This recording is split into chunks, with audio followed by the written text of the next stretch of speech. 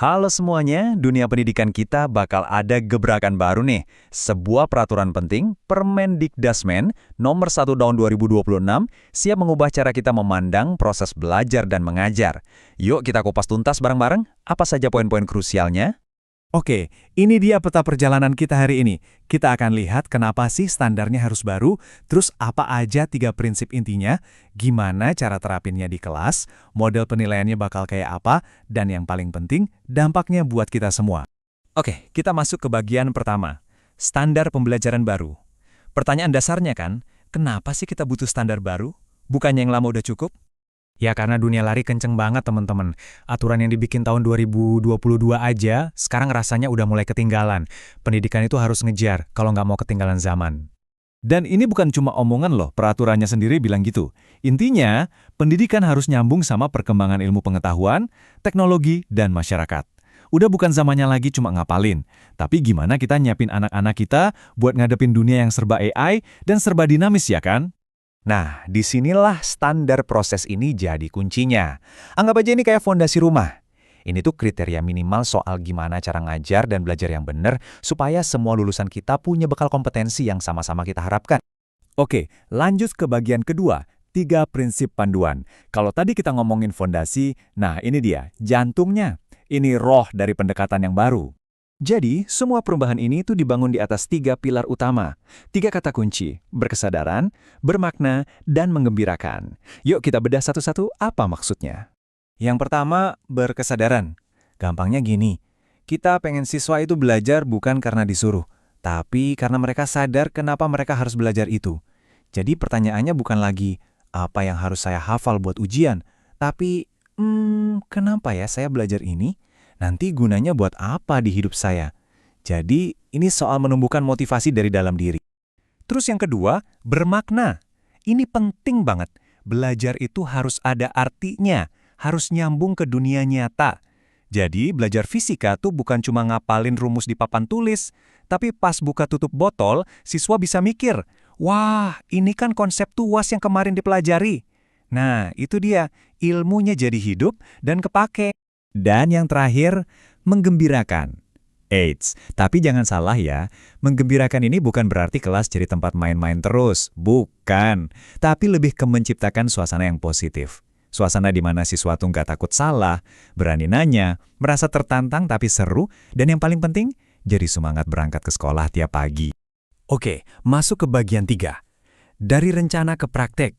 3 prinsip tadi kan keren ya, tapi gimana cara bawanya ke dalam kelas sehari-hari?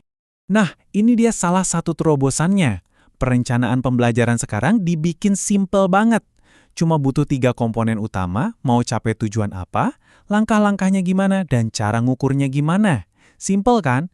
Jadi guru bisa lebih fokus ke proses ngajarnya, bukan sibuk sama urusan administrasi yang bikin pusing. Dan semua itu harus didukung sama suasana belajar yang positif. Kelasnya harus interaktif, jangan satu arah terus, harus inspiratif, bikin siswa mikir, wah keren juga ya.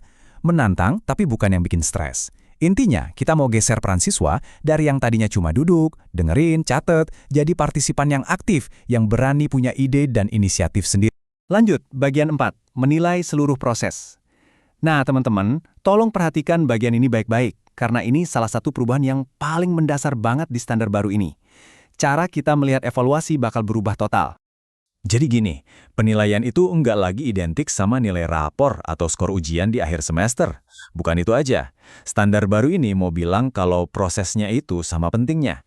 Gimana cara guru mengajar, gimana siswa berinteraksi di kelas, itu semua ikut dinilai.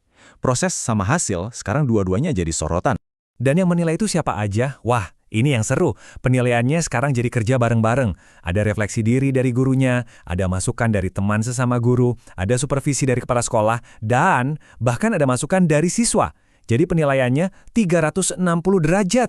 Mungkin ada yang mikir, waduh kok jadi ribet ya? Kenapa harus banyak banget yang ikut menilai? Nah, tenang dulu. Ada tujuannya kenapa semua pihak ini dilibatkan. Setiap masukan itu punya perannya masing-masing. Lihat deh, tujuannya itu bukan buat saling cari-cari kesalahan atau menghakimi. Justru sebaliknya. Masukan dari sesama guru itu buat bangun budaya saling belajar.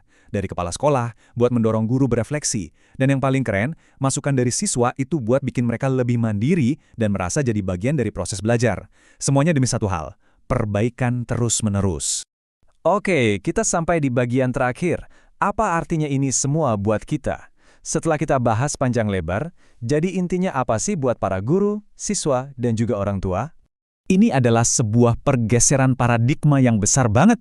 Kita pindah dari sistem yang kaku, yang teacher-centered, di mana guru jadi satu-satunya sumber ilmu, ke sistem yang jauh lebih fleksibel. Guru sekarang perannya lebih sebagai fasilitator, sebagai teman diskusi, dan penilaiannya pun bergeser. Dari yang cuma lihat hasil akhir, sekarang jadi melihat keseluruhan proses pertumbuhan siswa.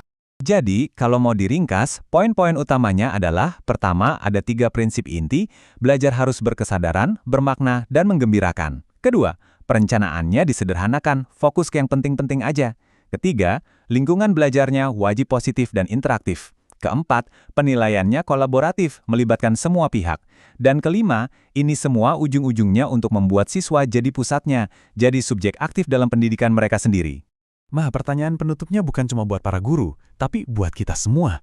Mau Anda seorang guru di sekolah atau orang tua di rumah, coba deh kita renungkan. Gimana caranya kita bisa ikut menghidupkan prinsip-prinsip berkesadaran, bermakna, dan mengembirakan ini dalam peran kita masing-masing.